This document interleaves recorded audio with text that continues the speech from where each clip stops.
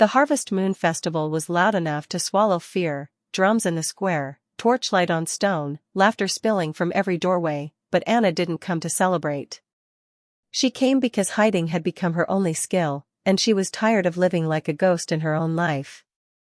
For 6 months, she'd run from whispers and shadows, from the name she wasn't allowed to say out loud, from the past that kept reaching for her ankles like hands in deep water. Tonight, she told herself she would do something different. Not because she was safe, but because she was done shrinking.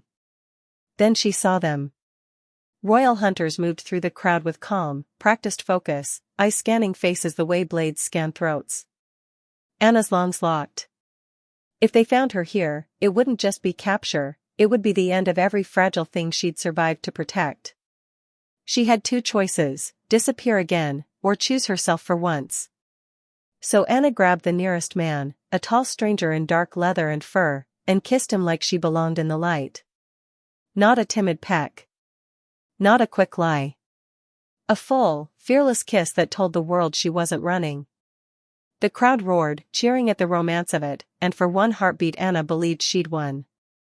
Later, people would swear that was the moment fate snapped shut, because Anna didn't kiss a nameless stranger. She kissed the one man she'd been hiding from.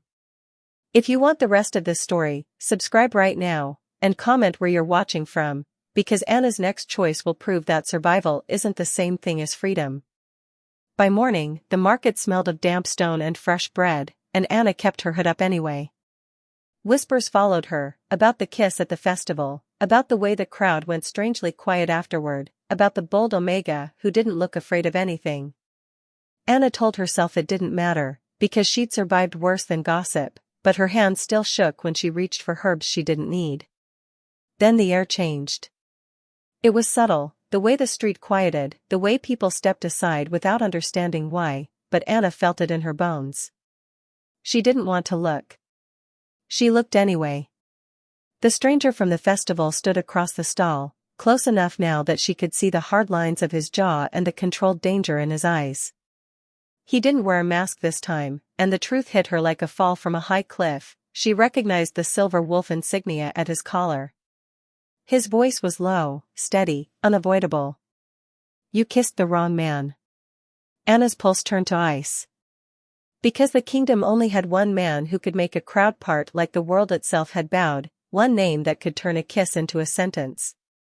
And to understand why Anna had been hiding from him in the first place, the story has to go back to the night she stopped being just a girl with a future, and became a girl with a target.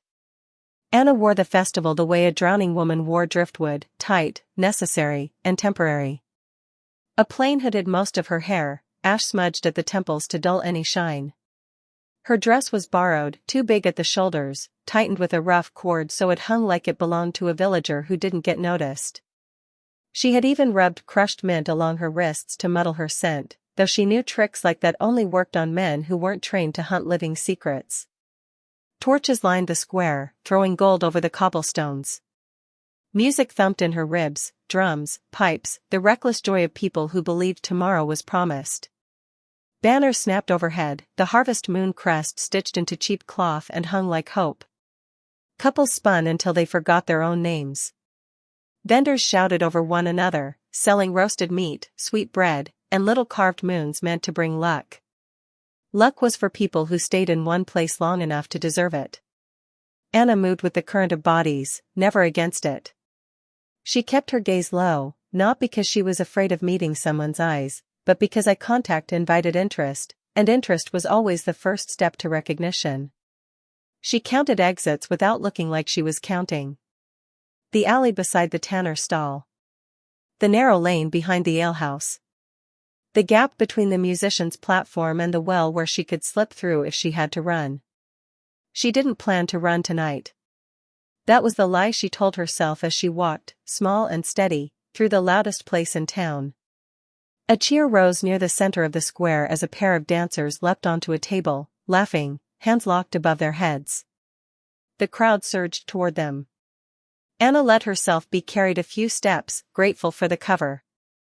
She was almost to the far side of the square, almost to the row of market tents where shadow pooled deeper, when the temperature of the night seemed to change. Not the air, people didn't notice air. It was the energy. The way laughter faltered at the edges. The way shoulders tightened, as if a room had suddenly remembered it had rules. Anna's stomach dropped before she even saw them. They entered in a loose wedge, not armored like soldiers but dressed like travelers, dark cloaks, belts with knives, boots made for long miles. Their faces were ordinary in the way trained men made themselves ordinary. No swagger. No open threat. Just eyes that didn't drift. Eyes that measured. Royal hunters. Anna's heart tried to punch through her ribs. Her throat went dry so fast it burned. Every instinct screamed to bolt, but running was a bell you rang yourself. Running said, "Here." Running said, "Chase me." So she didn't run. She turned slightly, angling her body as if she'd been headed toward a vendor all along. She reached for a cup of spiced cider with a coin that trembled in her fingers. The vendor didn't notice, he was busy flirting with a laughing girl in a red scarf. Anna pressed the warm cup to her lips without tasting it, eyes lowered, listening. Split, one hunter murmured to another as they moved past a cluster of dancers. "Check the edges," came the reply. Anna's pulse stumbled. Edges. Exits. The places she'd been counting. She forced herself to breathe through her nose. Slow. Quiet. If her scent broke free, if panic sweat sharpened it, a trained nose would catch it. She tightened her grip on the cup until her knuckles ached, using pain as a tether. One of the hunters paused near the musicians, scanning faces. His gaze slid over Anna's hood and lingered half a second too long. Not because he recognized her, because something about her stillness didn't fit. People at festivals were careless. They swayed. They laughed too loud. They bumped into strangers and apologized with smiles. Anna was none of those things. The hunter's eyes narrowed. A second later, he shifted direction. Toward her. There was no time to think. No time to weigh which alley was best, which lane was least watched. The crowd had shifted, opening a brief pocket of space around her like the night itself had betrayed her. She needed cover that hunters wouldn't challenge. Cover that would make them look away. A lover's embrace. Anna's gaze snapped to the nearest man tall enough to block her from view. He stood slightly apart from the dancers, a figure dressed too richly for this town, but masked like the revelers, except his mask was a wolf's face carved in dark metal, sharp lines catching torchlight. Leather armor hugged his chest beneath a heavy cloak trimmed with fur. He looked like part of some costume, some nobleman's idea of play. He also looked dangerous. Good. Dangerous men were respected. Hunters hesitated around men who might bite. Anna stepped into him before her fear could steal her legs. She hooked her fingers into the front of his cloak, pulled him down, and kissed him. Not a timid kiss. Not a quick brush of lips. A hard, breath-stealing kiss meant to sell a lie. For a heartbeat, the world went silent inside her skull. The noise of the festival blurred into a distant roar as heat sparked through her like lightning finding a path. His mouth was warm, firm, and there was a split second where her plan slipped, where her body reacted as if this was not strategy but hunger. Then his hands closed around her waist. Strong. Certain. As if he'd been waiting to catch her. Anna should have flinched. She should have shoved him away and cursed herself for choosing a man who felt too much like control. But the crowd around them exploded into delighted shouts, mistaking desperation for romance. Someone wolf whistled. Someone laughed, "Get a room," as if love was always safe. Over the man's shoulder, Anna saw the hunter hesitate. His gaze flicked to the kiss, to the way the tall stranger held her, and for the first time since entering the square, uncertainty crept into his posture. Good. Look away. Keep walking. Let the lie do its work. Anna tried to pull back just enough to breathe. The wolf mask shifted. It wasn't dramatic. Not a full reveal. Just a slip of the strap, a tilt of metal, as her fingers, still fisted in his cloak, tugged him closer than any festival flirt should. Torchlight struck his face. Ice blue eyes. A brutal, handsome jaw. A neatly trimmed beard that made him look older than the men who danced and drank without consequence. And at his throat, half hidden by the cloak, glinted a silver insignia shaped like a wolf's head, the kind stamped on royal seals and carved into palace gates. Anna's blood turned to winter. No. Her mouth moved on instinct, trying to form a denial, but her lips were still too close to his, her breath trapped between them. She felt him watching her. Not confused. Not startled. Knowing. The hunter's eyes widened a fraction as he registered what Anna had just registered. He stiffened, then lowered his gaze in reflex.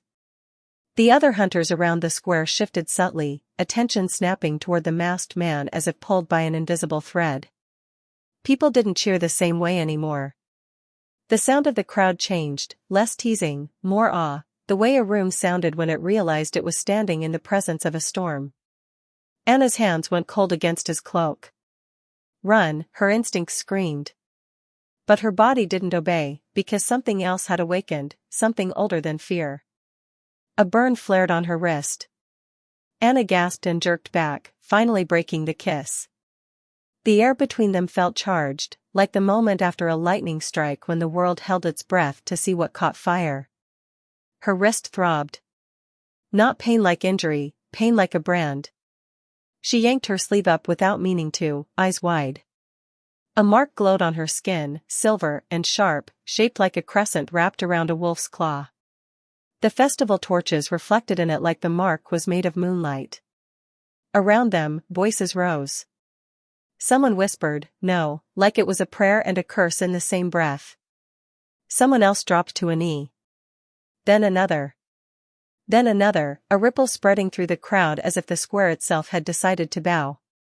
Anna's breath came in ragged pulls. She stared at the mark, willing it to vanish, willing it to be some trick of heat and fear and torchlight. It didn't vanish.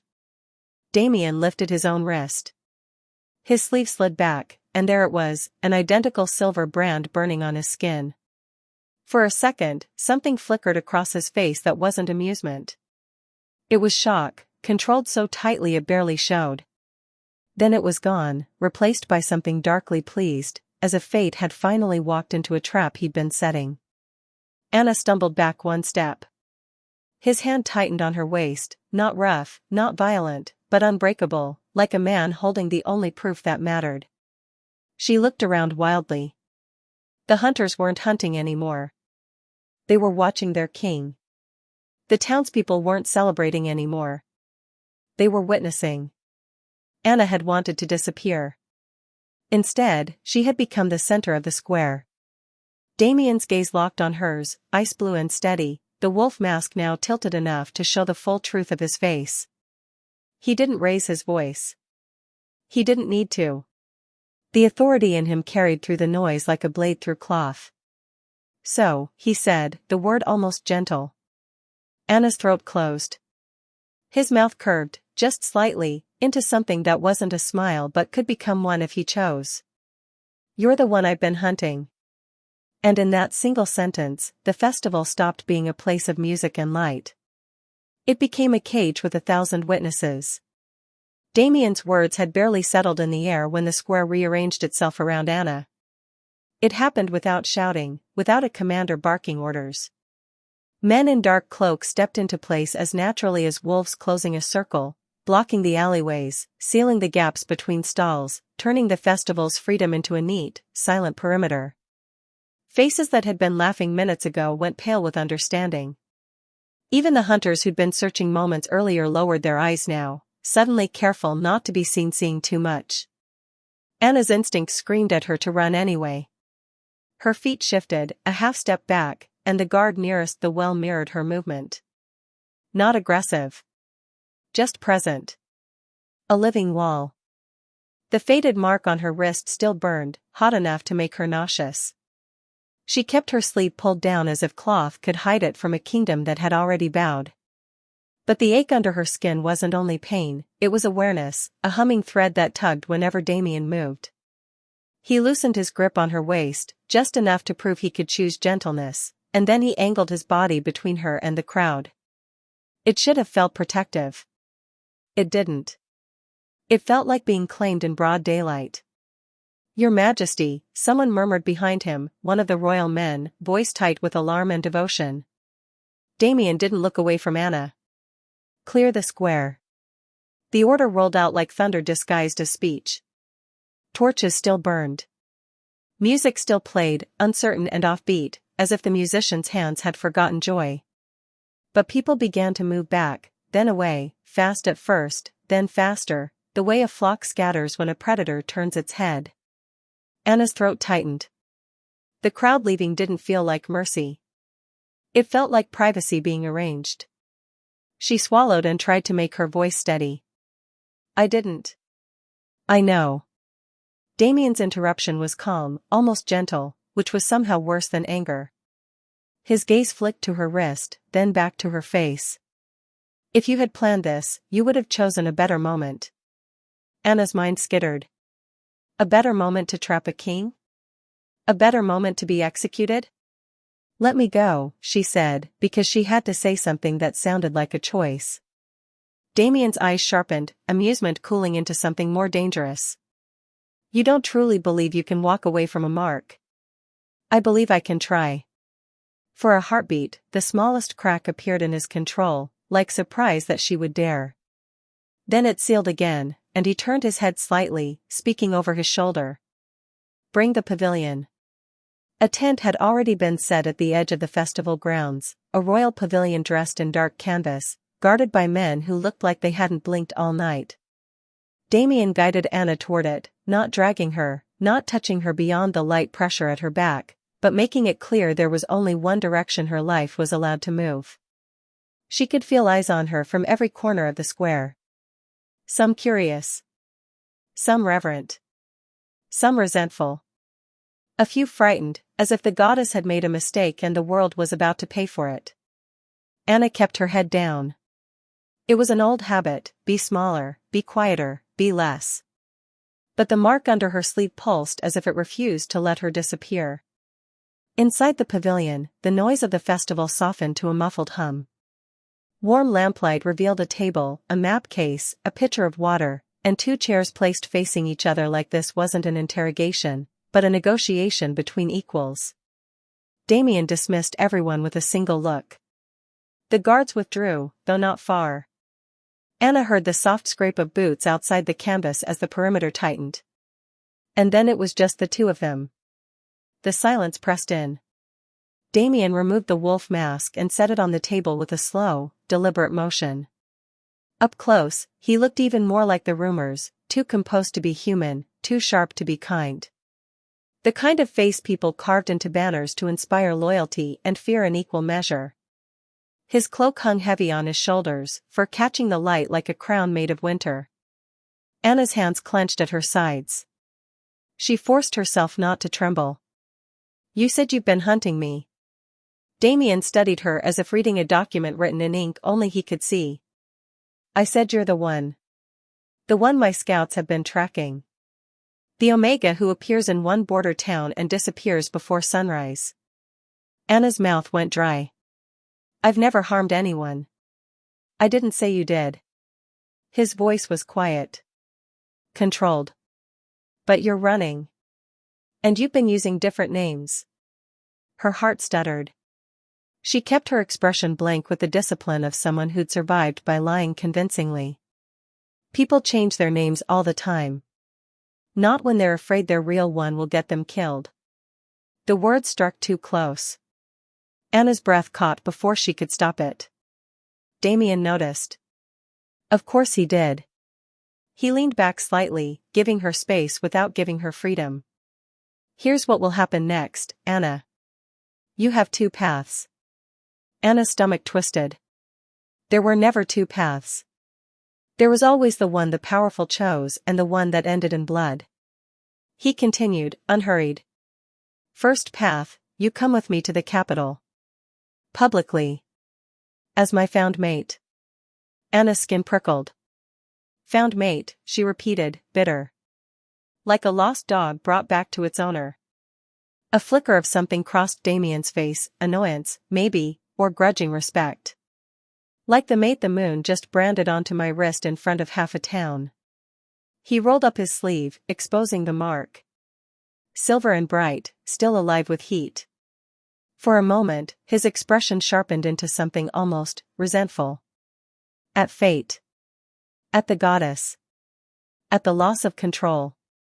Then he let his sleeve fall again, sealing the vulnerability away. You'll stand beside me. You'll be seen beside me. You'll attend when required, say as little as you like, and learn enough to survive the court. Anna's throat tightened.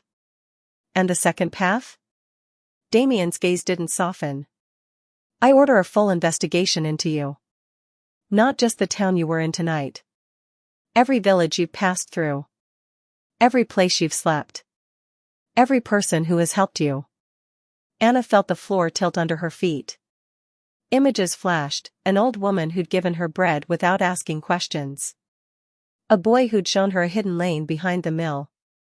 A family who'd let her sleep in their loft because they thought she was just tired. All of them could become collateral. You wouldn't, Anna whispered. Damien's voice turned colder. I would do whatever I must to protect my kingdom from unknown threats. And an Omega who runs from my scouts like she expects a blade at her back is an unknown threat. She hated how neatly he turned her fear into an accusation. Damien stood and walked to the map case, unrolling a chart onto the table. Red pins marked borders. Trade routes. Patrol lines. The kingdom looked like a living thing held together with stitches. The High Council believes I'm too slow to act, he said. They want certainty. They want tradition. They want a political marriage they can control. Anna's eyes narrowed despite herself. So you need a mate for appearances. Damien's jaw tightened. I need a mate to stop them from forcing a union that would fracture the packs further. And I need a mate because my cousin is using the council's impatience to position himself as the stronger option. Your cousin, Anna said carefully. Roderick. The name tasted like iron in Damien's mouth. He smiles in public and sharpens knives in private. If the council declares me unstable or unfit, they can strip my authority piece by piece until the throne is ceremonial. Then they'll place him where he can restore order with blood. Anna's pulse hammered. She didn't want to care. She didn't want to feel the weight in his words. But something in her, something that still believed in right and wrong, reacted to the idea of a kingdom swallowed by cruelty dressed as leadership. Damien looked at her, and the air between them tightened again. The mark gives me leverage. Not because I want to use you like a tool, Anna, but because the council will hesitate to challenge the goddess's choice in public. They'll stall. They'll watch. They'll give me time. Time was always what a hunted person needed. Anna knew that better than anyone. But time bought with her body beside a king was its own kind of trap. She tried to find her anger, tried to let it shield her. So you're offering protection in exchange for obedience. Damien's eyes held hers, steady and unblinking. I'm offering you a shield you clearly need. And in return, you don't disappear again and make this mark look like a scandal I can't control. Anna's laugh came out thin. You keep saying control. A pause. Then, surprisingly, he nodded once, as if admitting a flaw. It's how I survive. Anna stared at the canvas wall, listening to the faint festival music outside, now warped by distance and dread. Her mind ran through possibilities. Escape was unlikely. Fighting would be suicide. Bargaining was what kept people alive. She met his gaze again. If I go with you, you don't get my past. Damien's brow lifted slightly. You don't get my real name, my bloodline, who I'm protecting, or what I'm running from, she said, voice steadier now that she'd found her terms. You'll get what the court needs to see. Nothing more. Not until I choose. For a long moment, Damien didn't speak. Anna held her breath, prepared for the king to laugh, to threaten, to remind her that she had no leverage. Instead, he surprised her. He nodded, slow and deliberate. Agreed. Anna blinked. Just like that? Damien's gaze flicked to her wrist, to the hidden burn under her sleeve. The goddess already took more from both of us than either of us planned to give. I won't take the rest. His words should have comforted her. They didn't. Because they sounded like the kind of promise that could become a chain. Anna swallowed hard. Then I'll go. But understand this, if I sense you're using me to reach my past, I will vanish so completely you'll start doubting you ever saw me. Something like a real smile ghosted across Damien's mouth, brief, sharp, and unsettlingly pleased. That, he murmured, is exactly why I needed you found before Roderick did. Before Anna could ask what he meant, Damien turned toward the entrance. His voice shifted back into command, the king stepping into place like armor. We leave before dawn. Get her food. Get her a cloak. No chains. No threats. Then he looked at Anna over his shoulder, eyes bright with a dangerous kind of certainty. And Anna, he said softly, try not to run tonight. The bond will pull you back anyway. The mark on her wrist pulsed, as if agreeing. And for the first time, Anna realized the cruelest part of the ultimatum wasn't the guards outside the tent. It was the fact that fate itself had already decided where her footsteps would end. The road to the capital didn't feel like travel. It felt like surrender dressed up as ceremony. They left before dawn as promised, when the festival town was still asleep and the last of the torches had burned down to smoke. Anna rode in the middle of Damien's escort, close enough to hear the creak of leather and the steady rhythm of disciplined breathing. No one spoke to her unless necessary. No one threatened her. That almost made it worse, because it meant this wasn't chaos. It was policy. The bond tugged like a hidden thread beneath her skin, tightening whenever Damien's horse drifted too far ahead, easing when he slowed. She hated it for that. Hated herself for noticing. By midday, the land changed. The roads widened, smoothed by constant traffic. Villages were no longer scattered, they clustered into planned rows with watch posts and clean wells. Patrols passed them and dipped their heads when they recognized Damien, then froze when their eyes found Anna riding near his flank.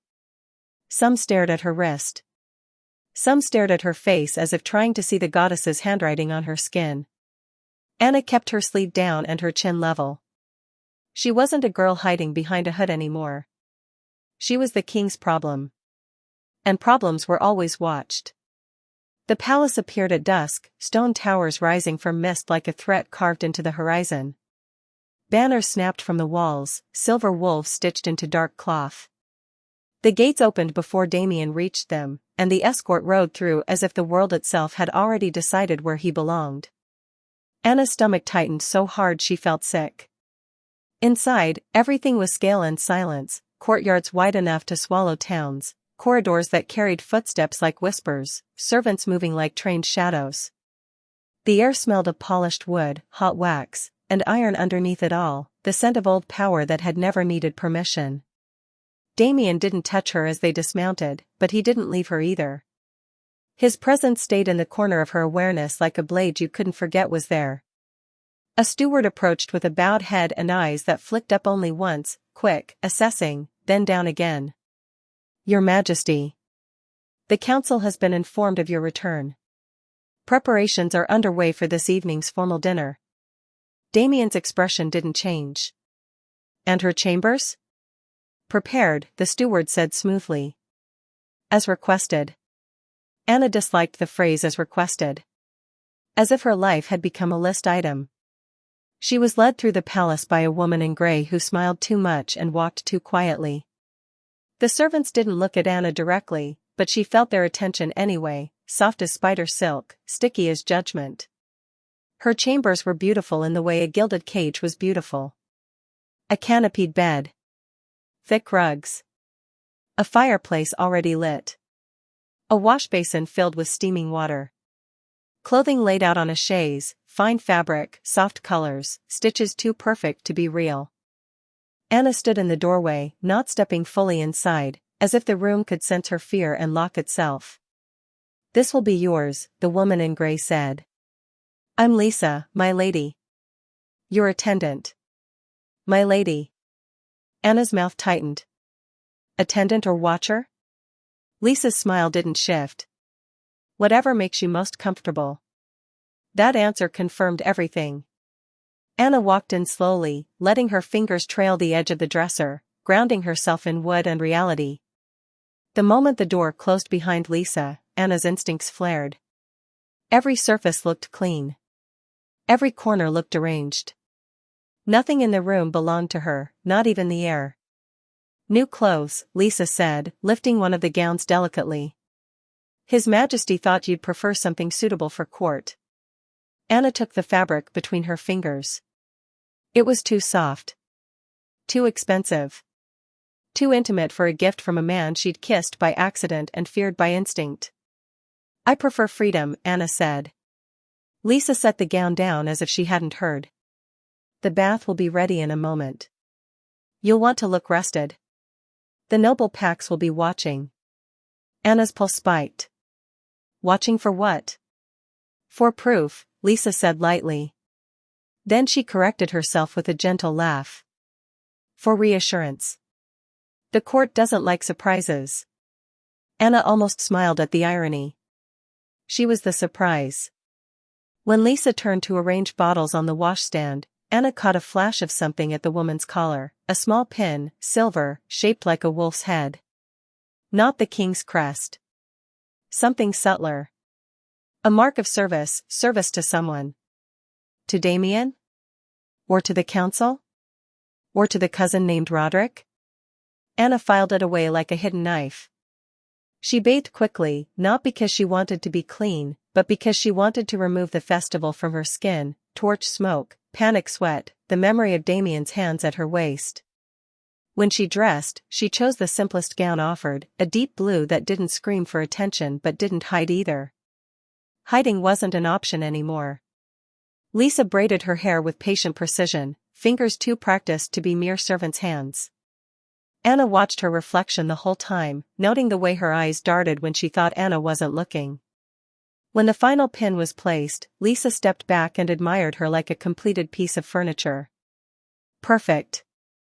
Anna stared at herself, clean, dressed, composed, and felt more exposed than she had in rags on the road. A knock came at the door. Damien entered without waiting for permission, as if the palace itself had taught him that doors were suggestions. He wore dark formal attire instead of armor, but it didn't soften him. It only made him look more dangerous, like a blade polished for ceremony. His gaze swept over Anna, quick and unreadable. You'll do. It was the most Damien compliment she could imagine, practical, blunt, almost infuriatingly calm. Charming, Anna said. For a second, something amused flickered at the edge of his mouth. Then it vanished. Stay close. Don't explain yourself. Don't volunteer details. If anyone presses, look at me. Anna's stomach tightened. Because you'll speak for me. Because they'll interpret your silence as weakness, Damien said. And I won't let them. The words should have sounded possessive. Instead, they sounded like a warning from someone who knew exactly how court predators tasted blood. He extended his hand. Anna stared at it. The mark on her wrist pulsed faintly beneath her sleeve, as if her body recognized the offer before her mind could decide. She placed her hand in his. His fingers closed around hers, steady and warm. Not gentle. Not cruel. Certain. They walked into the dining hall together. The room was all chandeliers and polished stone, long tables heavy with silver and crystal, banners draped like silent witnesses.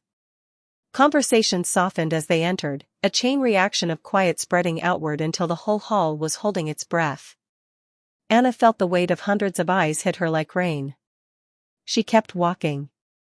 Damien moved with the effortless dominance of a man who had never doubted his right to take space. He guided her to the high table and stood behind her chair just long enough for everyone to see the message: she was not a guest. She was placed. A herald announced Damien with the usual reverence. Then, after the smallest pause, just enough for the room to understand something had changed, he announced Anna. Not her title. Not her lineage. Just her name. That omission was a blade. The court heard it and smiled behind their teeth. Anna sat. Damien sat beside her. Wine was poured. The first toast began, too bright, too rehearsed. Compliments wrapped in silk. Questions hidden in laughter. Across the room, fans fluttered like wings. A rogue, someone murmured behind a goblet, not quietly enough. With no pack behind her. The mark must be a mistake, another voice whispered, sharper. Or manipulation. Anna didn't turn her head.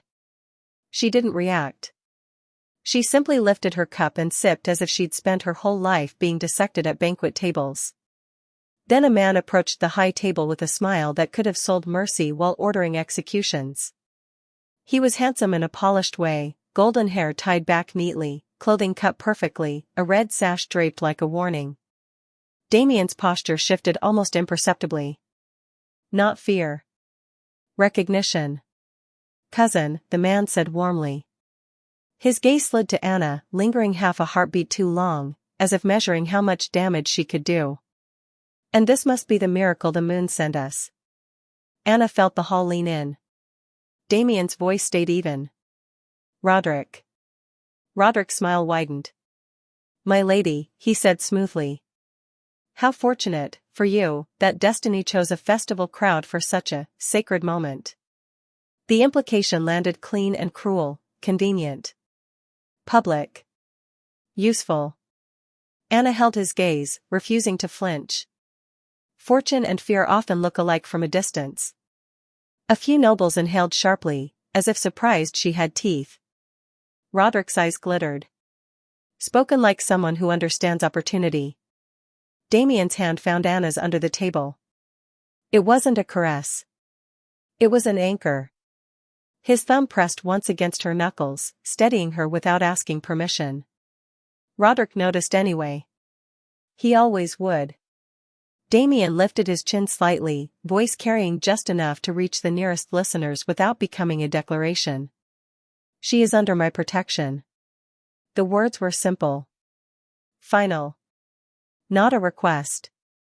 The hall quieted in the way wolves quieted when the alpha reminded them what a throat looked like. Damien's gaze moved over the table, cold and controlled. Question her, he continued, and you question me. Silence spread, thick as smoke. Anna's chest tightened with something she didn't want to name. Relief, maybe. Or the first dangerous crack in her certainty that Damien was only using her. Because a man who wanted a tool didn't put himself between that tool and a pack of sharpened knives. Roderick recovered first, of course. His smile returned, smoother than before. Of course, Your Majesty. The court only wishes to celebrate your happiness. Happiness. Anna nearly laughed. Damien didn't smile. Then celebrate quietly.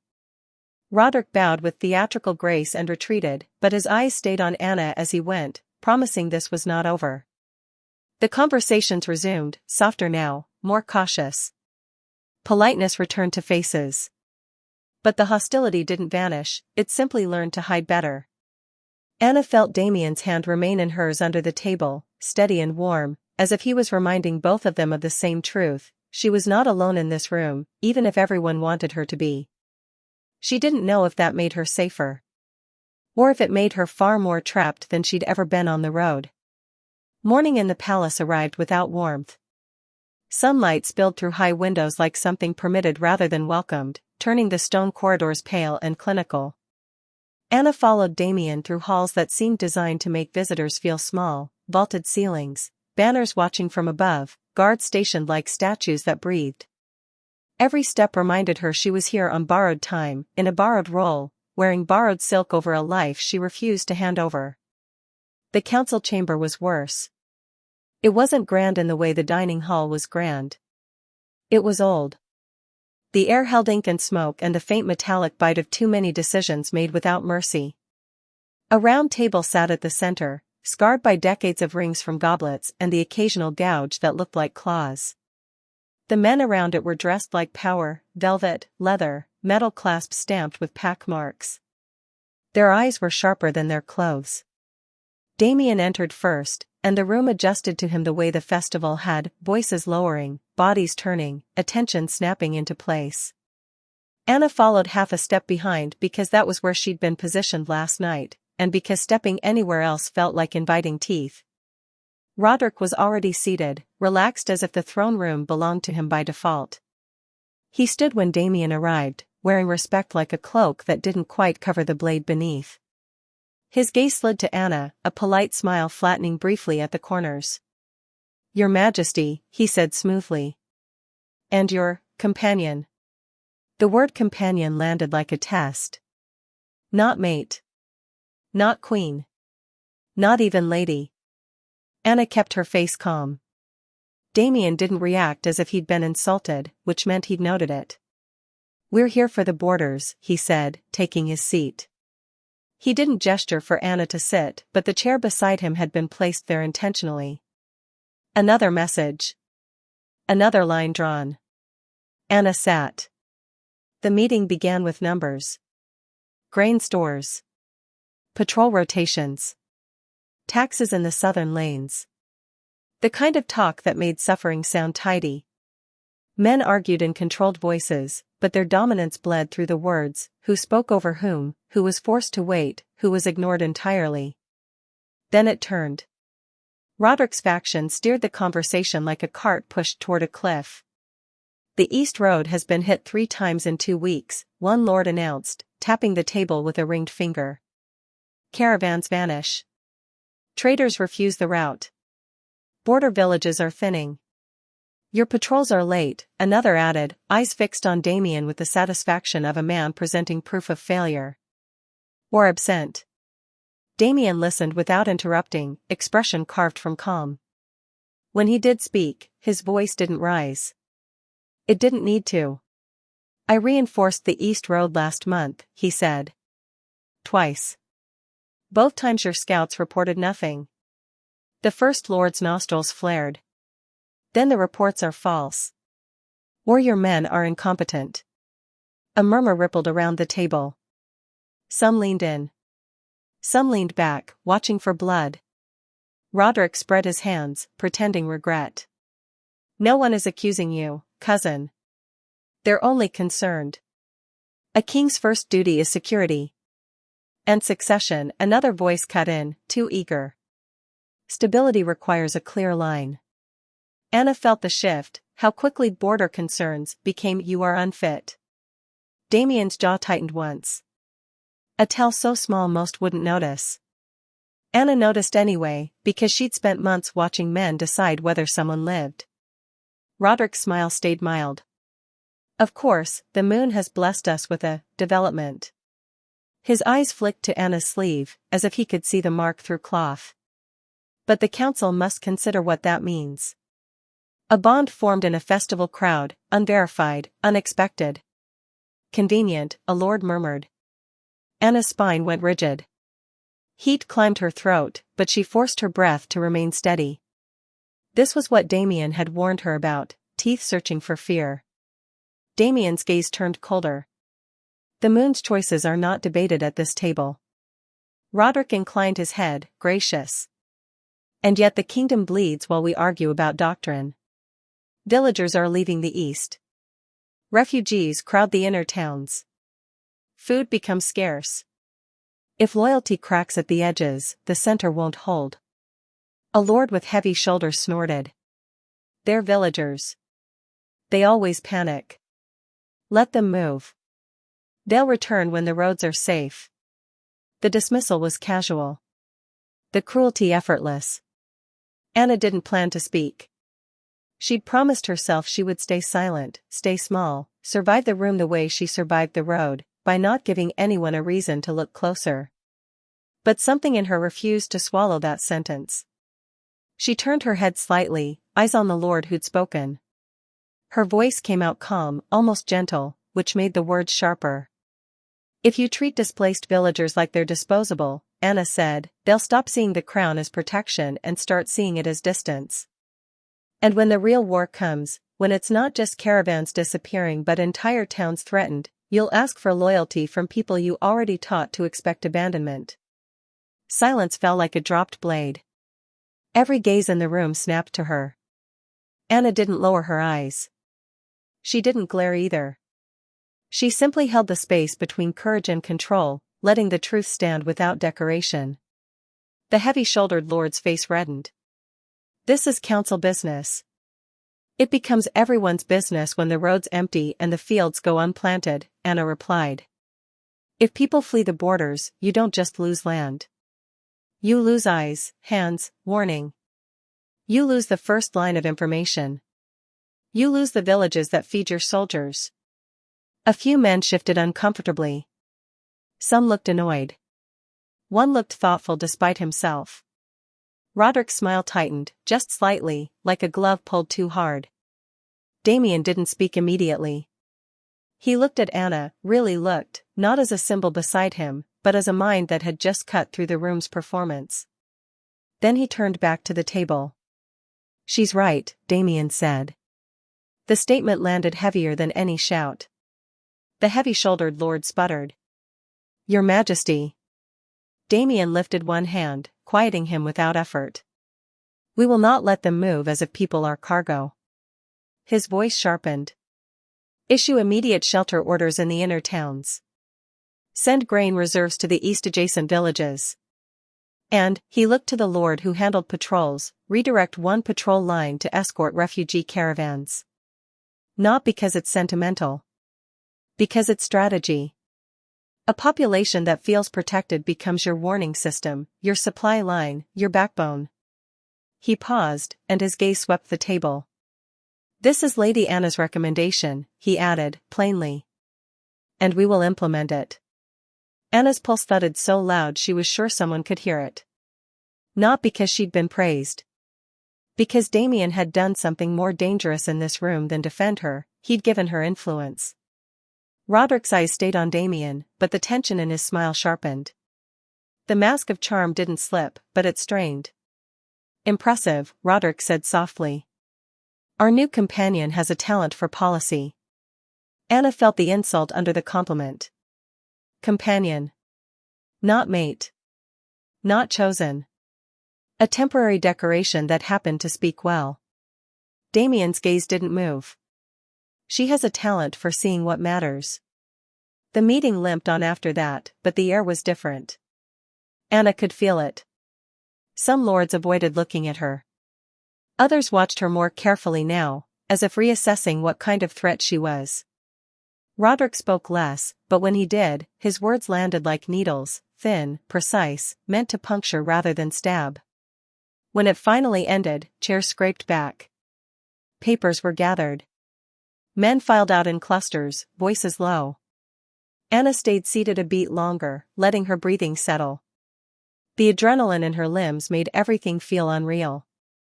Damien rose and offered his hand, not publicly this time, not as a show, but as if it was the most natural thing in the world. Anna took it, and the bond hummed faintly at the contact, warm and immediate. They walked in silence until Damien's study doors closed behind them. The room smelled of parchment and smoke and something colder beneath, a scent like winter stone. A fire crackled in the hearth, but it didn't soften the space. It only made the shadows sharper. Anna pulled her hand away and turned on him. Why are you giving me a voice? She demanded, keeping her tone low because even here, the walls felt like they listened. I'm supposed to be decoration. A convenient myth to quiet your counsel. Damien didn't bristle. He didn't deny it. He moved to the table, set down a stack of papers, then looked at her with an exhaustion that had nothing to do with sleep. Because you see the people, he said simply. Not just the politics. Anna's anger faltered, confused by the honesty. He exhaled, as if weighing whether truth was worth the risk. I've sat at that table for years surrounded by wolves who only care about territory and pride. They talk about villages like numbers. They talk about bloodlines like ownership. They talk about loyalty like it's owed. His gaze held hers, steady and unguarded in a way she hadn't expected from a king. You, he said, quieter, heard one lord dismiss refugees and immediately understood what it would cost. That's not court training. That's character. Anna swallowed, throat tight. You don't know my character. Damien's mouth tightened, almost a smile, but tired. No. I don't know your past. You made that rule. He paused. But I know what you did today. You spoke when it was risky. Not to impress anyone. To protect people you've never met. Anna looked away, unsettled by how seen she felt.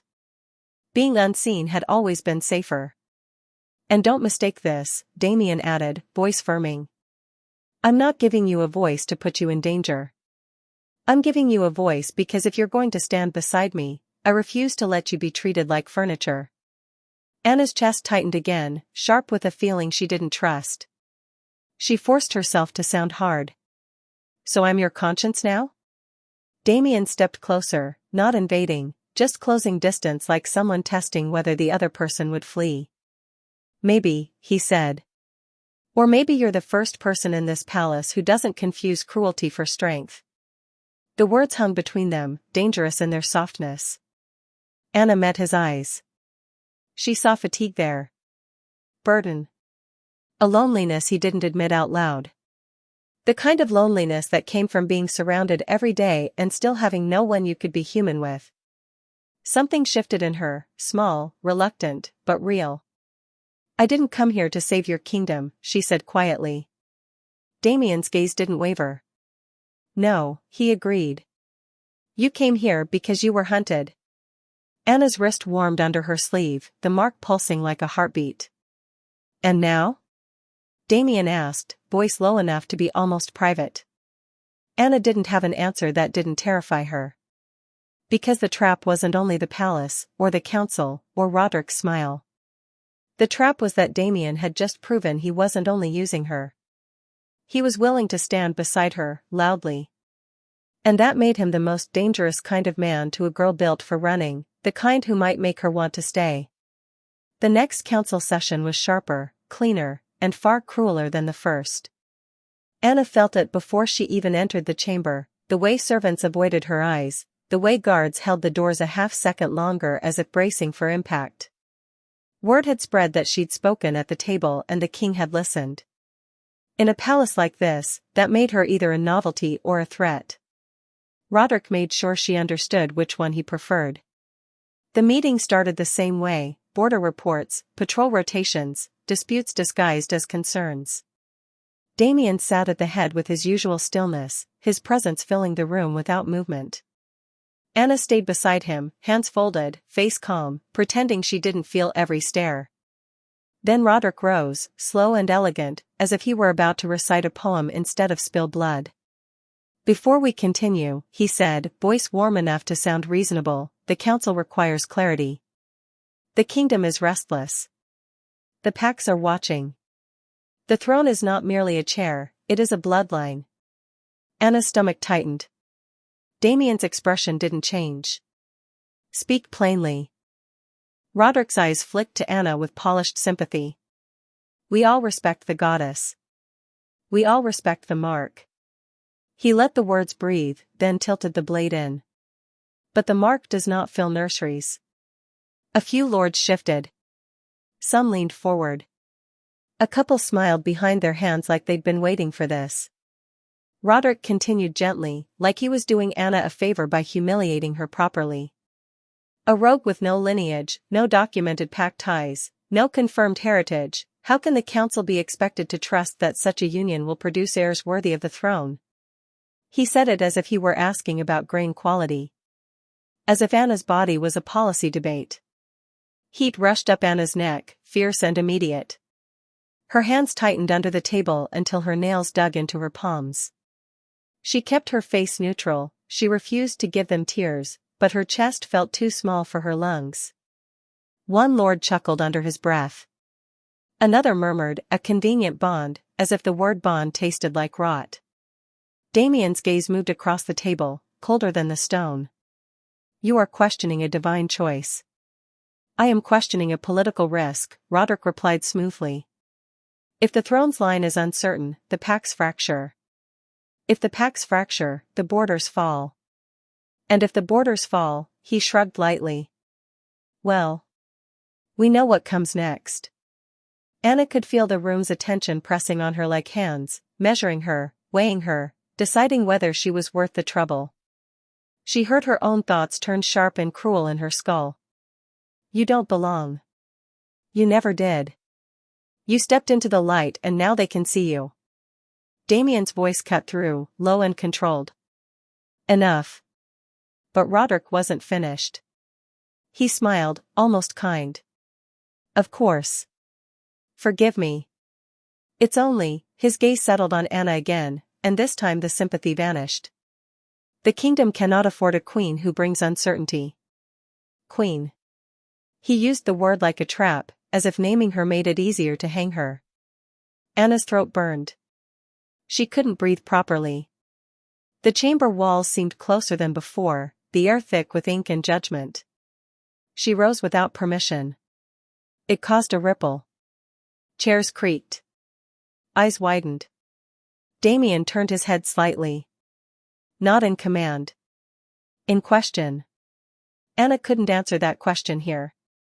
If she stayed one more second, she would either break or bite. And biting in this room would be exactly what Roderick wanted. So she left. She didn't run down the corridor, running was still a bell you rang on yourself, but her steps were fast, controlled, brutal. She passed servants who flattened against walls. She ignored the murmurs. She didn't stop until she reached the palace gardens and the night air hit her like cold water. The gardens were quiet in the way the palace never was. Gravel paths silvered by moonlight. Roses climbing arches. Damp earth releasing its scent like a confession. Somewhere beyond the hedges, water moved over stone in a small fountain, steady and uncaring. Anna crossed to a bench beneath an old tree and sat hard, fingers pressed to her ribs as if she could physically hold her heart in place. Shame shook through her in waves, hot and humiliating. Not because they'd insulted her. She'd been insulted before. Because part of her had wanted to disappear again. And she hated herself for still being that girl. She stared at her hands and tried to make them stop trembling. Her sleeve had slipped back slightly, revealing the faint glow of a mark. In the dark, it looked like a wound that refused to heal. You left. Damien's voice came from the path, low and even. Anna's body responded before her mind could, spine straightening, shoulders tightening, the instinctive readiness of someone who'd spent too long expecting pursuit. She didn't turn around. I needed air. Or escape. Anna swallowed. Same thing. Footsteps crunched softly on gravel. Damien didn't rush her.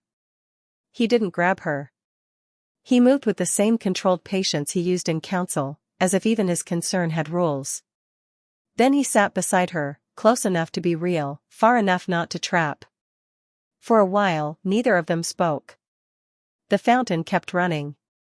The wind moved through leaves. Somewhere in the distance, an owl called once, then went quiet. Anna forced a brittle laugh. Congratulations. Your counsel has confirmed I'm a problem. Damien's jaw tightened. Roderick is a problem. They're all thinking it, Anna said, voice sharper than she intended. He just had the courage to say it in front of everyone. Damien didn't deny it. That was what made her chest ache. Anna stared ahead, blinking hard. I can handle insults. I can handle suspicion. But standing there while men discussed my wound like a piece of property, her voice caught, anger twisting into something softer and worse. I forgot how much I hate being measured. Damien's gaze stayed on the moonlit gravel as he spoke. I didn't want a fated mate. Anna turned slightly, startled by the confession. He exhaled, slow. I thought it would be another chain. Another duty dressed up as romance. A goddess choosing for me what the council couldn't force. His mouth tightened. I thought it would make me less king and more spectacle. Anna's throat tightened. Then why? But you, Damien interrupted softly. He hesitated, and for once the pause didn't feel calculated. It felt human. You look at me like I'm just a man who might be worth knowing. Anna's breath caught. Damien's voice roughened slightly. I haven't felt that in years. The words landed in her chest like something heavy dropped into water, quiet, then rippling outward. For a moment, Anna forgot how to defend herself. She forgot how to be sharp. Because she believed him. She'd seen the way everyone else looked at him, like a crown first, like a weapon, like a solution. No one looked at a king and saw loneliness. No one admitted kings could be lonely at all. Anna's fingers curled around the edge of the bench. I don't know you, she said, and hated how small her voice sounded. Not really. I know, Damien said. That's what makes it different. Anna stared at the garden, at the roses bruised by wind, at the moonlight tracing pale lines along stone. Her throat burned with truths she'd kept locked behind her teeth for years. She didn't want to give him her past. That was her rule. Her last defense. But fear didn't always wait for permission. I've spent my whole life running, Anna admitted, voice barely above a whisper, because I was told I'd bring ruin to anyone I loved. Damien went still. Anna's laugh shook. It sounds dramatic, doesn't it? Like a story people tell to scare children into obedience. She swallowed hard. But I believed it.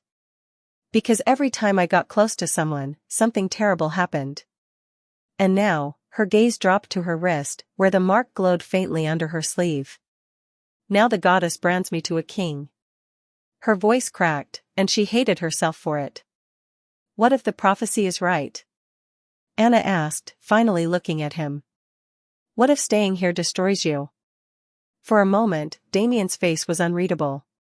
Then he reached out, not fast, not forceful, and cupped her cheek with his palm. His hand was warm. Solid. Real.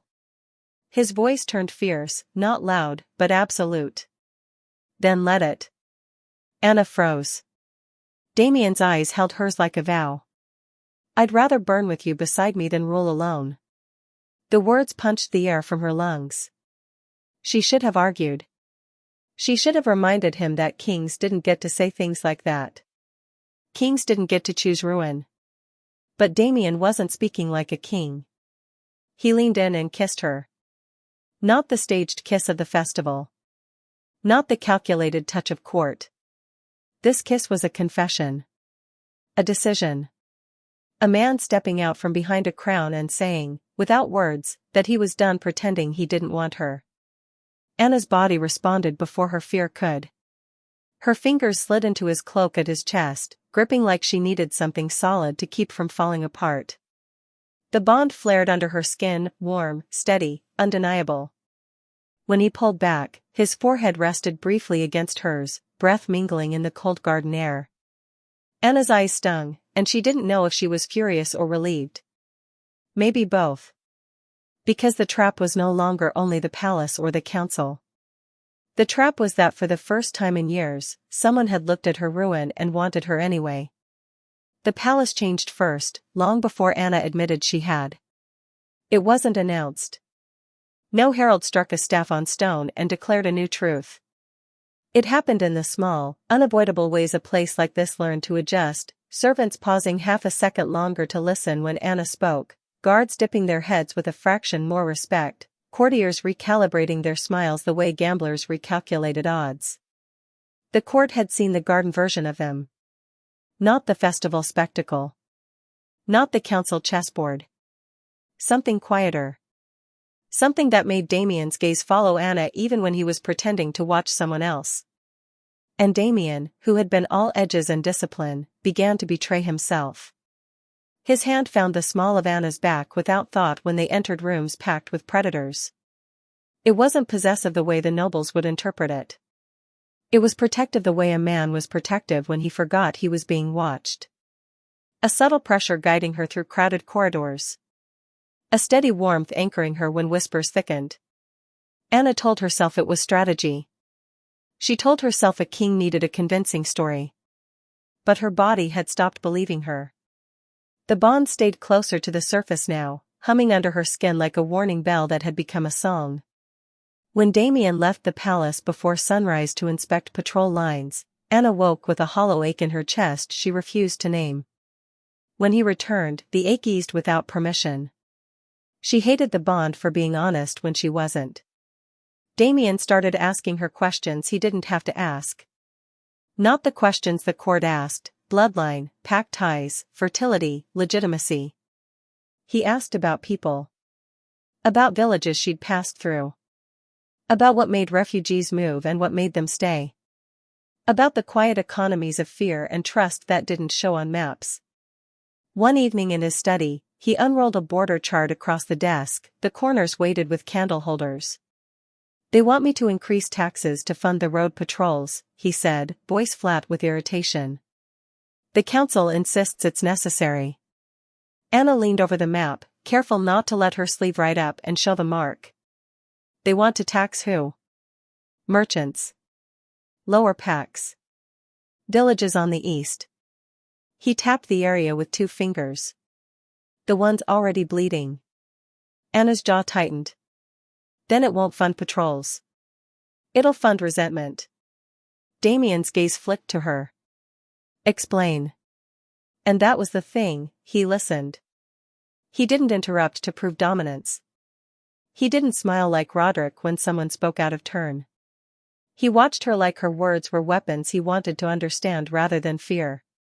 "If you tax displaced families and small traders," Anna said, "they'll stop using the roads entirely. They'll move their goods through black routes, unguarded routes. You'll push them right into the hands of the rogues." She traced a line with her finger along the edge of the map. "Protect the route first. Offer temporary exemptions to border villages. Let them rebuild. Then they'll choose the crown again." Damien's mouth tightened as if he were tasting something new. "The council will call that weakness." Anna looked up, meeting his eyes. "Let them. You'll call it investment." A silence stretched between them, and Anna felt the dangerous warmth of being taken seriously. Damien turned to the desk and wrote a brief order in his own hand. Not a suggestion. Not a request. A command. "Tax exemption for affected villages," he murmured as he wrote. "Grain relief. Road patrol priority. Penalties for guards extorting lower packs." Anna stared at the ink. "You're actually doing it." Damien didn't look up. "You were right." The simple admission hit her harder than flattery ever could. She'd lived too long in places where being right didn't matter if no one powerful cared.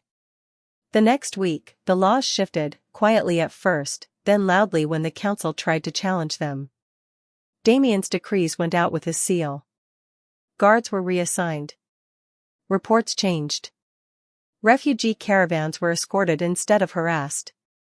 In the kitchens, Anna overheard a servant whisper, half awed, "He hasn't issued relief like this in years." In the halls, nobles whispered something different: danger, influence, witchcraft, manipulation. They couldn't decide whether Anna was a miracle or a threat, so they called her both. Roderick watched from the edges with a polite smile that never reached his eyes. And Damien let them watch. He kept standing close. He kept looking at Anna like she mattered. At first, Anna tried to keep distance between them in public. She reminded herself of her rule: he didn't get her past, and he didn't get the parts of her that would make leaving impossible. But the court wasn't the only place that noticed the change. So did her wolf. It woke up in small ways: tension in her shoulders when another woman laughed too close to Damien, heat blooming in her chest when he leaned in to speak privately, the instinctive urge to bare teeth when someone said her name with mockery. Anna didn't like how easily it came. Possession had always been something done to her, not something she felt. Then came the banquet with the visiting Southern pack. The great hall was packed with color and perfume, and politics dressed as celebration. Nobles wore their wealth like armor. Musicians played softer than usual, as if they feared the sound of joy might offend the wrong person. The visiting Elfess arrived in crimson and gold, her hair braided with jewels, her smile bright enough to blind men who wanted to be blinded.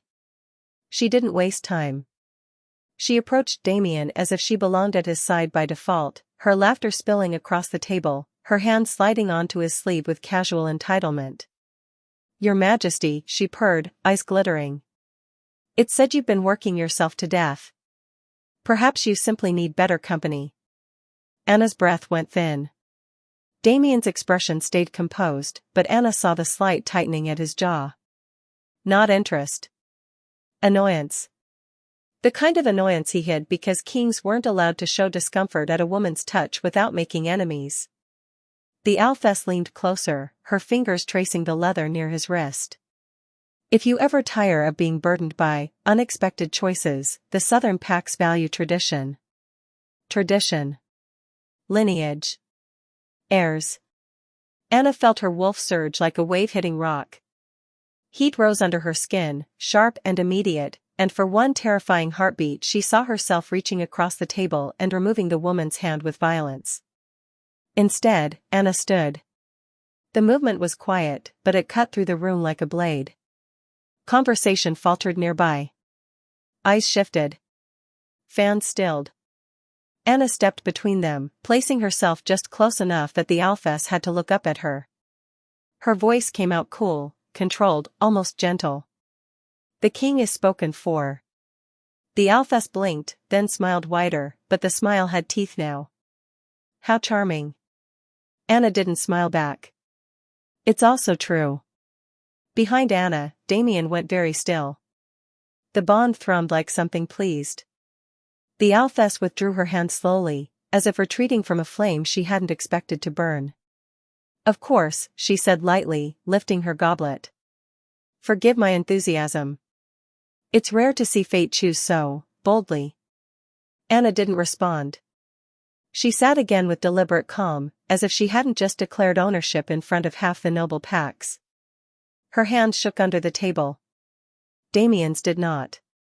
His fingers found hers again, steady and warm, and the pressure of his thumb against her knuckles felt like a promise he didn't yet speak. Later, the hall emptied in slow waves, lords drifting away, servants collecting cups, musicians packing instruments. Anna walked the corridor with Damien a step behind her, the distance between them too tight with unspoken things. She turned a corner and nearly collided with the quiet. No guards. No servants. Just stone walls and torchlight and the sound of her own breathing. Damien followed her into the empty passage and stopped behind her. Say that again, he murmured. Anna's spine stiffened. She didn't turn. Say what again? His voice dropped lower, molten at the edges. The part where you called me spoken for. Anna's pulse slammed. Heat rushed up her throat. Which part of it offended you? A soft exhale, almost a laugh, brushed her ear, but there was nothing amused in it. None of it. Anna finally turned, and the look in his eyes stole the air from her lungs. The king wasn't there. The strategy wasn't there. Just a man who had been holding himself together all evening and was finally letting the seams show. You said it like you meant it, Damien said quietly. Anna lifted her chin, trying to armor herself with defiance. Maybe I did. Damien stepped closer until her back met the cold stone wall. He didn't pin her with force. He pinned her with presence, with the certainty of his body and the attention of his gaze. You shouldn't say things you don't want to be true, he murmured.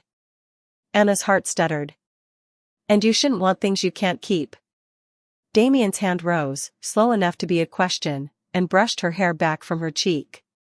His knuckles grazed her skin, and the bond flared warm, hungry, alive. Then tell me to stop, he said, voice roughening. And I will. Anna swallowed. Her rule was still her rule. Her past was still locked. Her fear was still loud. But she didn't tell him to stop. Damien kissed her, harder than the garden kiss, deeper, like he'd been starved and she was the only thing that could feed the ache. Anna's hands fisted in his tunic, pulling him closer before she could second-guess herself. The stone was cold at her back, the torchlight warm on her skin, and the world narrowed to breath and heat and the way his mouth said what words couldn't. This time, there was no audience. No performance. No pretending it was strategy. When he pulled back, his forehead rested against hers for a heartbeat, and his voice came out low and deadly sincere. Mine, he said. Anna's wolf answered inside her like a howl trapped in bone. She should have been terrified by how right it sounded. Instead, she closed her eyes and let herself feel it, the dangerous, impossible truth that the lines between duty and desire had begun to blur, and the palace wasn't the only trap anymore. So was the way Damien made her want to stay. 2 days after the corridor kiss, Anna started noticing how people stopped talking when she entered a room. Before, the silence had been curiosity, an omega with a mark, a stranger at a king's side. Now it was calculation. Servants' eyes slid away too fast. Guards who had begun to nod at her now held their faces too still, as if afraid their expressions might be read like letters. And in the palace, fear always meant someone had learned something. Roderick didn't confront her directly at first. He didn't need to. He moved the way poison moved, quiet, patient, designed to spread before anyone realized they'd been touched. It began with absences. A maid Anna had seen every morning stopped appearing at breakfast. A messenger who had brought Damien reports from the East Road was replaced by another whose hands shook slightly when he offered the sealed parchment. The small kindnesses Damien's decrees had sparked in the palace, loosened shoulders, lighter voices in the kitchens, tightened again, as if the building had remembered the old rules. Anna tried to tell herself it was nothing. But the bond didn't lie. Damien's mood shifted in subtle, dangerous ways, more time in the war room, less sleep, his attention caught on shadows that weren't there. When he spoke to her, he still listened. When he touched her, briefly, discreetly, he still grounded her. But there was a new edge beneath his calm, like a blade drawn halfway from its sheath. On the third night, Anna woke before dawn with the sensation of being watched. Not physically watched, she'd learned the difference long ago. This was the feeling of a net tightening across distance, threads drawn taut by hands she couldn't see. She rose quietly, wrapped a cloak over her nightdress, and stepped into the corridor. The palace was never fully asleep. Somewhere, a guard's boot scraped stone. Somewhere, a servant moved through darkness with a candle held low. The air smelled of cold ash and wax. Anna followed the faint pull of instinct toward the servants' stairwell, places the nobles avoided, places where people spoke more freely because they believed power didn't listen there. She was halfway down when she heard the voices. 2 women, whispering near the laundry alcove, the words pressed close together as if they were afraid the walls would repeat them. He didn't even know what she was, one said, breathy with alarm. Hush, the other snapped. Do you want to be dragged out for talking? Anna paused in shadow, heart slowing, listening. They say the Moonshade line is dead, the first voice continued. 6 years ago. Slaughtered. Burned out of the valley like rot. Anna's blood went cold. The name hit her like a fist to the ribs, Moonshade. A name she hadn't heard spoken aloud in months because she'd made sure of it. The second woman inhaled sharply. Dead, yes. But not all of them. Not if the mark is true. A faint, shaky laugh. True? They say it's not a mark. They say it's blood magic. Which work? They say she used it to trap the king. Anna's fingers curled hard around the edge of her cloak. The first woman whispered, the texts, the old ones. I heard a guard say Lord Roderick has them. Something about prophecy. About the last daughter. The second woman's voice dropped lower, thick with fear. Don't say it. But the first woman did anyway, as if the words needed to be released like a curse. They say the last daughter will crown the king, or drown the realm in blood. Silence followed. Heavy. Superstitious. Anna's lungs locked. For a moment, she wasn't in the palace. She was back in smoke and screaming, back in the night the world learned how easily bloodlines could be erased. Back in the moment she'd understood that survival would require becoming no one at all. A sound escaped her, barely a breath. The women froze. Anna turned before they could see her, moving up the stairs without running, because running would confirm what they feared. Her feet felt numb on the stone. Her mind raced, taking the pieces she'd just heard and fitting them together with sick precision. Roderick's spies had found it. Her past. Not the details, maybe not yet. But enough. Moonshade. Prophecy. Blood witch. Manipulation. Words that could kill her in a court that already wanted her gone. By the time Anna reached her chambers, her hands were trembling again. She pressed her palm to her wrist where the mark lay hidden beneath silken skin, as if she could smother it into silence. It pulsed stubbornly, warm and alive, refusing to be erased. A knock came at the door before she could steady her breathing. Lisa entered with a tray and the same too-sweet smile. "You're up early." Anna watched her closely. "How long have you known?" Lisa's smile faltered, just for a second. Then it returned, smoother. "Known what, my lady?" Anna didn't answer. She didn't have to. The question had been bait, and Lisa's pause had been the bite. Lisa set the tray down and busied herself with curtains. The palace has a habit of inventing stories. It keeps itself entertained. Anna's eyes narrowed. "And Roderick? Is he entertained?" Lisa's hand stilled on the curtain tie for a breath. "Lord Roderick is attentive." That was confirmation, too.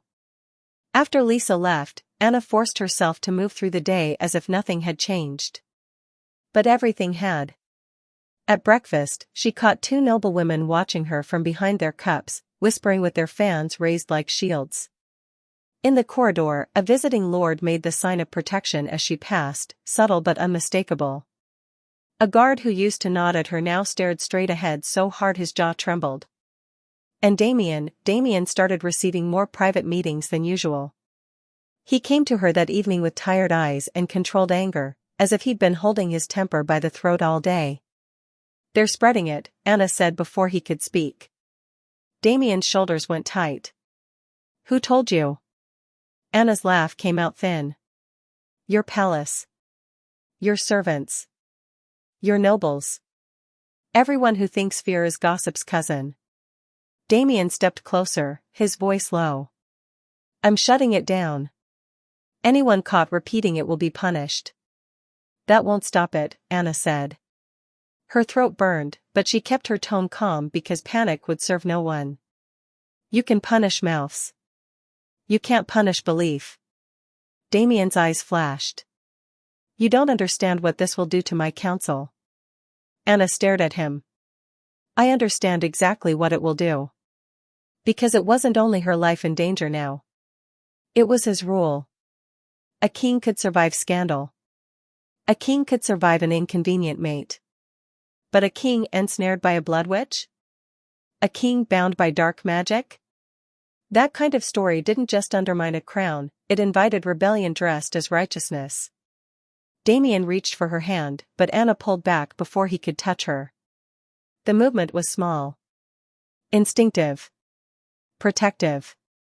His face hardened, then softened a fraction, as if he'd been struck. "Anna." "No," she said quietly. "Listen." Damien went still. He did listen. That was his curse now, he'd started treating her like a person, and it meant her words could hurt him. "They already hated me because I'm unknown," Anna said.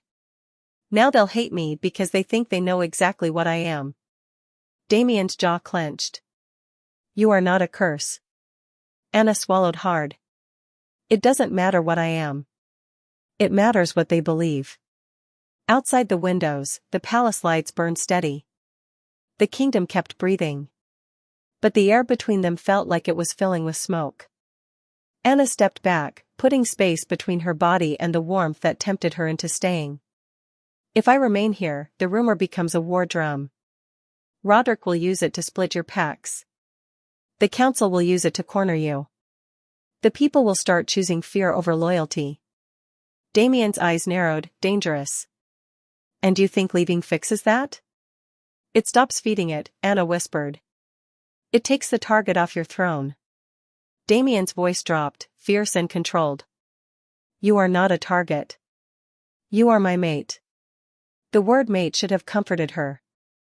It did something worse, it made her chest ache with longing she couldn't afford.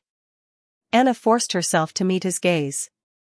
I'm the last thing you should stand beside if you want your kingdom to survive what's coming. A silence stretched between them, filled with everything neither of them wanted to say yet.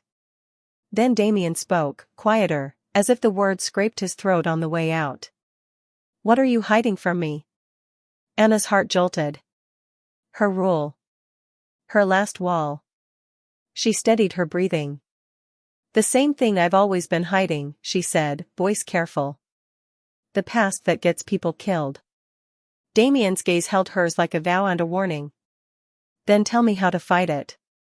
Anna looked away, because if she looked at him too long, she would break and tell him everything, names, blood, fire, the truth that would put a bigger target on his back than any rumor ever could. And somewhere deep in the palace, servants were already whispering again, letting the cursed story grow teeth. Anna realized then that the trap had finally changed shape. It wasn't the mark on her wrist. It wasn't the palace walls.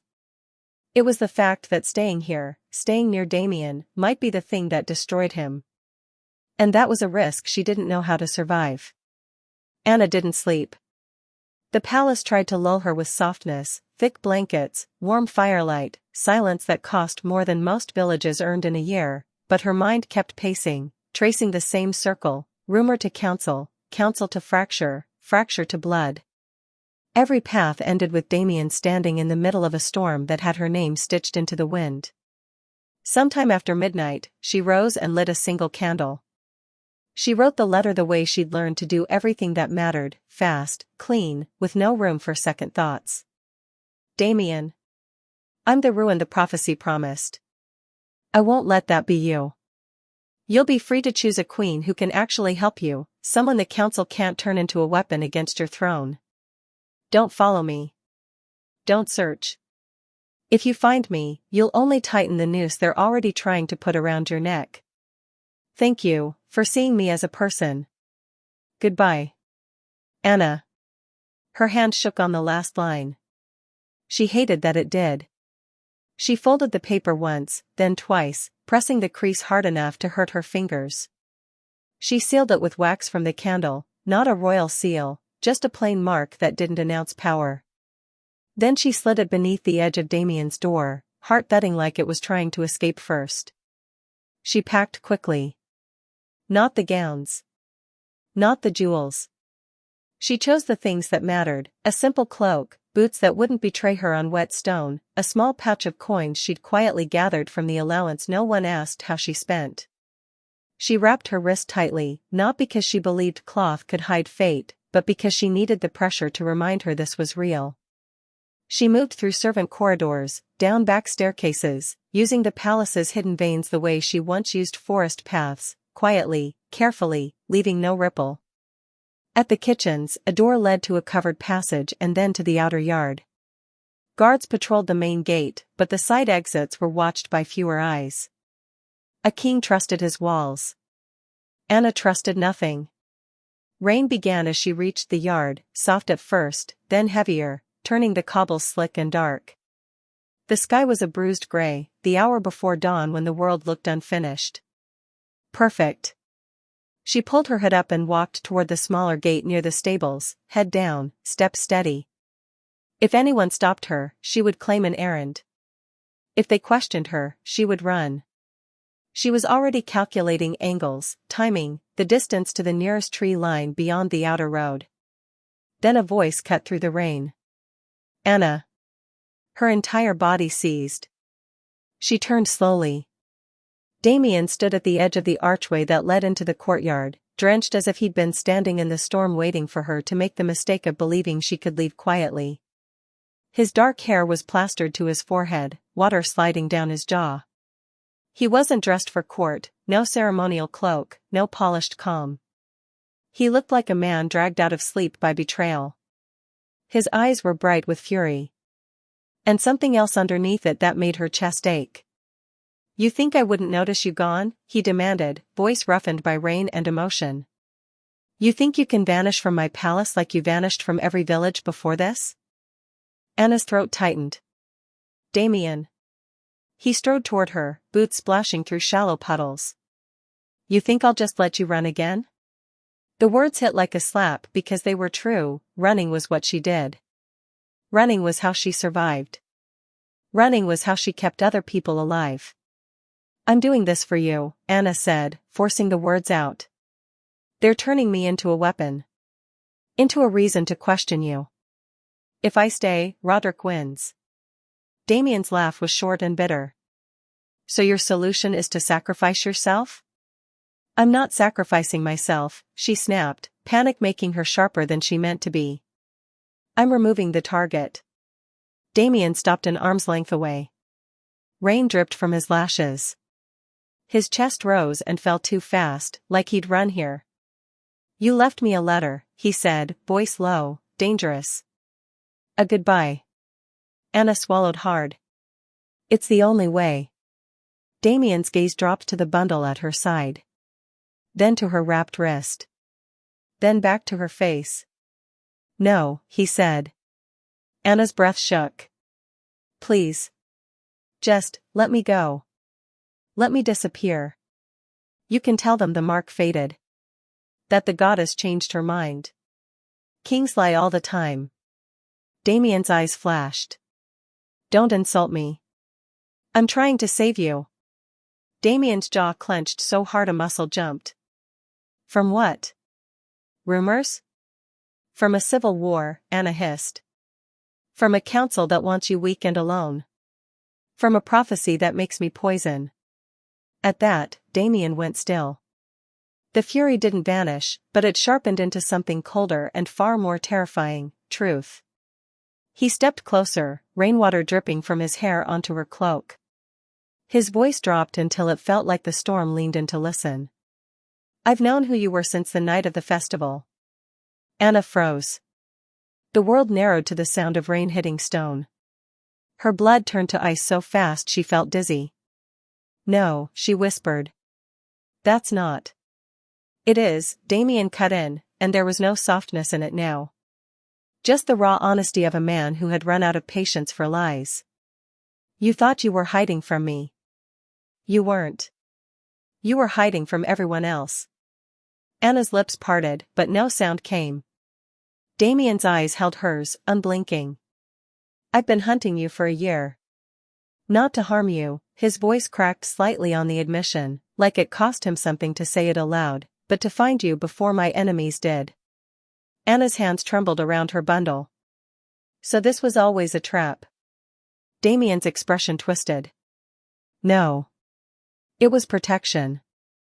Protection with guards and cages, Anna spat. Damien flinched as if she'd struck him. Then he shook his head once, rain scattering. You don't understand. The moonshade line didn't die by accident. It was hunted because people feared what it meant. And now the North is stirring again, old forces that don't care about councils or crowns. They'll burn villages to salt just to draw you out. Anna's throat tightened painfully. Stop. Damien kept going anyway, like he couldn't afford to stop. The prophecy doesn't say you destroy everything you touch. It says the Moonshade Heir and the Alpha King, bound by fate, are the only ones strong enough to stop what's coming. Anna's vision blurred. That's just another cage. No, Damien said, voice raw. It's the truth I've been trying to keep off your shoulders until you were ready to carry it. Anna stared at him, rain running down her cheeks so it looked like she was already crying. Then why didn't you tell me? Damien's breath shuddered. For the first time since she'd met him, he looked like a man who didn't know how to be anything but strong, and hated that strength now. Because I didn't want you to think I wanted you because of prophecy, he whispered. I wanted you to choose me because you could, because you wanted to, because the man under the crown was worth it. Anna's chest caved inward. Her rule. Her wall. It cracked, not from force, but from the unbearable weight of being understood.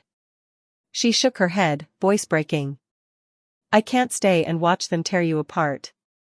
Damien lifted his hands slowly, palms open, and cupped her face the way he had in the garden, only now his touch was trembling, as if he'd reached the edge of what he could hold back. Stop running, he said, and the plea in his voice was more dangerous than any command. Choose me. Choose us. Anna's breath hitched. Damien. He kissed her. Not gentle. Not careful. Desperate, like he was trying to pour truth into her veins through the only language her fear couldn't argue with. The bond flared hot beneath her wrapped wrist, burning through cloth, through doubt, through every instinct that screamed to flee. Anna made a sound against his mouth, half sob, half surrender, and grabbed his cloak, pulling him closer as if distance itself was the enemy. When he pulled back, their foreheads touched. Rain dripped between them. Anna's eyes burned. "I'm scared," she whispered, the confession ripping out of her like it had teeth. "I'm scared I'll ruin you." Damien's voice was rough, unwavering. "Then ruin me. I'd rather be ruined with you than empty without you." Anna let out a broken breath that turned into a sob. She hated that it felt like relief. And then she kissed him back, fully, openly, choosing him in the middle of the storm, even as the palace behind them held its breath. For the first time since the massacre, Anna didn't move like a girl escaping. She moved like a woman deciding. The blood moon rose like a wound in the sky. By twilight, the capital had stopped pretending this was merely politics. Bells rang from the temple spires, not celebratory, summoning. Torches lined every street leading to the sacred courtyard, flames bending in the wind as if even fire wanted to witness what would happen. Wolves poured in from every direction, nobles in heavy cloaks, soldiers in formation, merchants clutching their children close, lower packs standing shoulder to shoulder with their chins lifted like they'd decided fear wouldn't own them tonight. Anna felt them all. Not individually, she didn't have the luxury of that, but as a single immense pressure, a living tide of expectation and hunger and judgment. Every rumor, every whisper, every poisoned blood which hissed behind silk fans had brought the kingdom to this moment, the trial of truth. The temple courtyard was carved from pale stone that drank moonlight.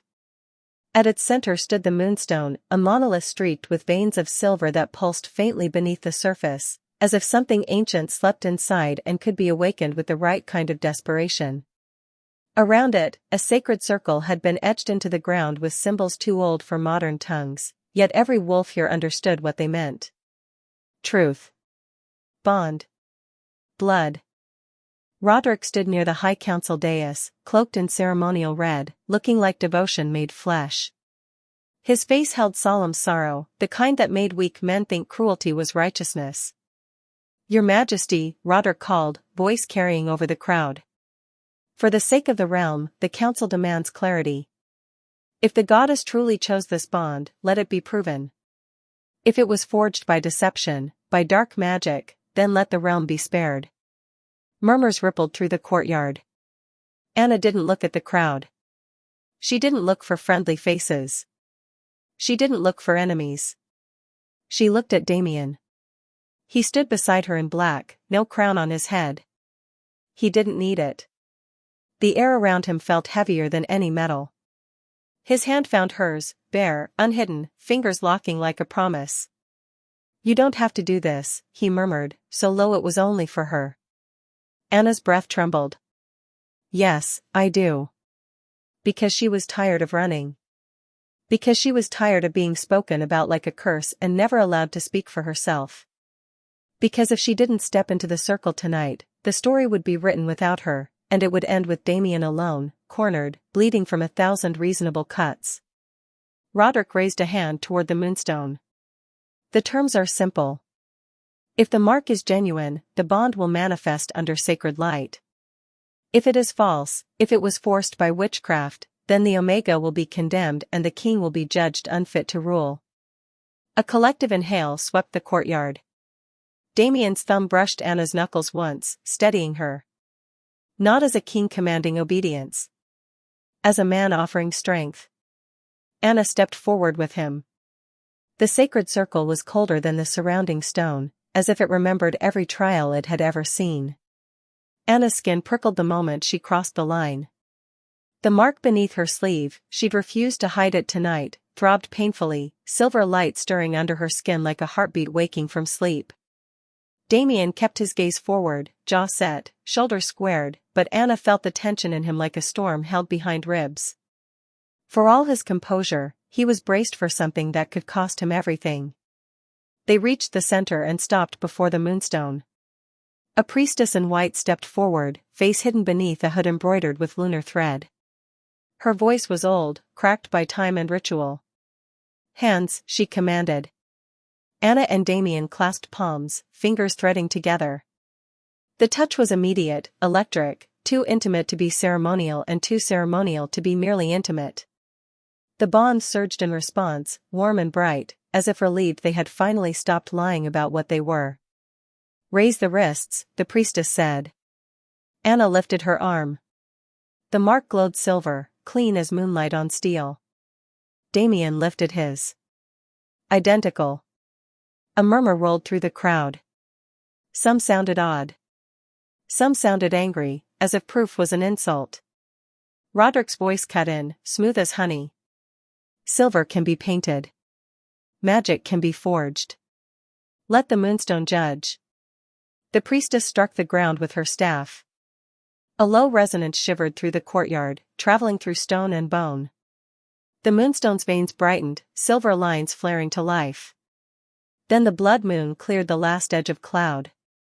Crimson light poured down like spilled wine. The instant it touched the circle, Anna's mark ignited. Not silver. Gold.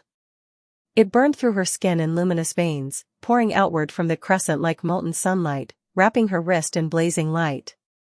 Damien's mark answered in the same breath, silver transforming into gold, the color deepening into something ancient and impossible, like moonfire fused with royal wolf blood. The crowd gasped as one.